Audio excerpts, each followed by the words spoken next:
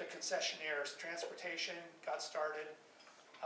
1871, Jack Baronet builds the first bridge over the Yellowstone River, just above where the Lamar River flows into the Yellowstone River. He had a bridge there. There's photographs of it. 1873, George Houston, one of the early guys who's in there, they're running pack saddle operations out of Mammoth.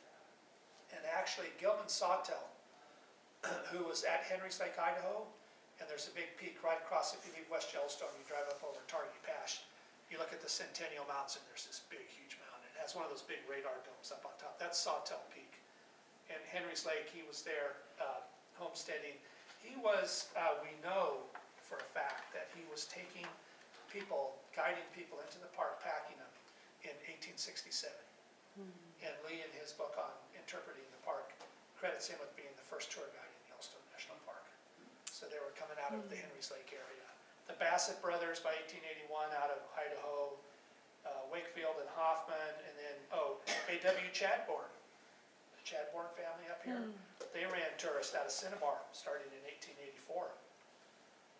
And he actually had a part of a ranch down there at the time. And let's see, I was trying to look, there were some other people I should have marked here. But there were a lot of Livingston guys doing stagecoach, taking people into the park.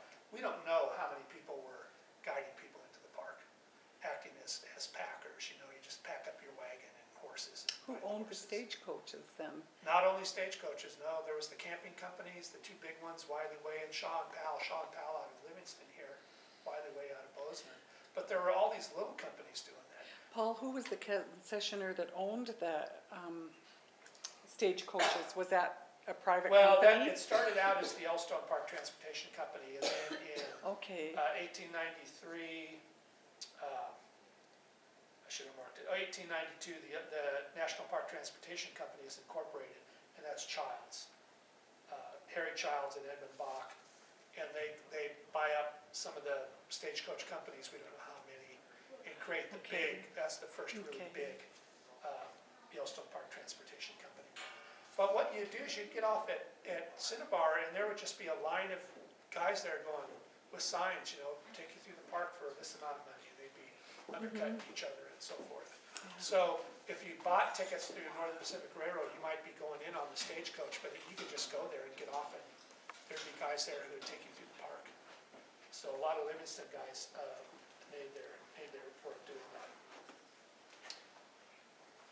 Oh, here's one 1897, 6 coaches and 1 military wagon were robbed near the Canyon Hotel.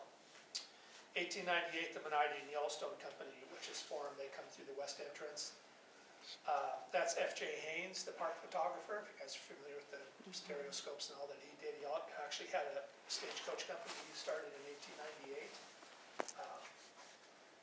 Between him and the Yellowstone Park Transportation Company, they tied up all the railroad business pretty much.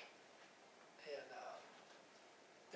between them, they had about 250 stagecoaches operating throughout Yellowstone Park. By 1900, actually by 1905 for sure, Yellowstone Park had the largest stagecoach public transportation business in the United States. They were running more stagecoaches than anybody else in the United States. Of course, now we're good to cars. I'm going to interrupt you. Okay. Ordinarily, I turn these lights off. They'd be sitting here in the dark. But I'm going to be nice and leave them on. We'll turn them off. We'll get out of here in just a few minutes. When you're done. Okay. You'll just go out through that door. Okay, right. Behind you. And how do we turn these lights off when we leave? Which is right here. Okay, All right? thank you. Everything else is locked in the Thanks for bathroom. letting You can us still do get to the this. bathroom. So. Really appreciate it. Yeah, no problem. Paul, what's the name Anyway, what's the name of that book that you're reading? this is the chronology of Wonderland. You probably could find it on eBay or something. You It's can not- get it at Sex and Fire. Do they have some? Yeah, I think he sold the last of them. I might have one Okay. copy of the museum. I am. Yeah. This will just make me put together another program and come back Oh, please. and talk to you guys again. Because we could, as you can see, I can go on and on and on and on. Has Whittlesey done a book on the